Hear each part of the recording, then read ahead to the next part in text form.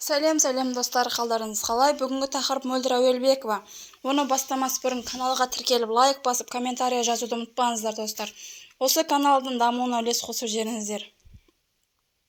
Ал кеттік.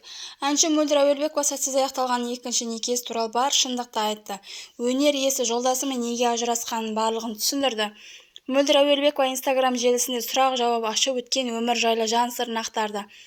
Екінші жолдасын не үшін ажырасқанын ашық айтты. Өнер иесі енді өз өмірін серігін намазхан болу маңызды емес екенін жеткізді. Бірінші жолдасын намазхан емес еді, ал екінші намазхан болды.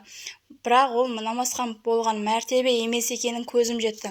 Намазхан болғанын қайтейін, умраға 7-8 рет барған.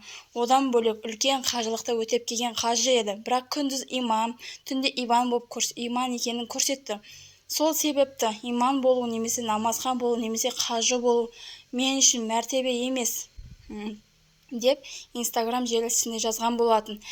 Ал алдыңғы некесіндегі жолдасы 5 жылдан кейін барып ұлының бар екенін іздеді. Қазіргі таңда ұлының қаржылай көмектесіп отыр, бірақ әлі кездескен жоқ. Алла қаласа ол да болып қалар деді. Ал қазіргі уақытта бір ұл бір қыз тәрбиелеп отырмын. Ұлыма әкесінің жоқтығын білдіртпей отырмын, себебі әкесін қатты жақсы көретін еді. Бір аптада бір рет балық аулауға шығып жатырмыз, себебі ұлым балық аулауды жақсы көреді. Соның әкесінің орнына мен ұлыммен бірге балық аулап жоқтығын білдіртпей жатырмын.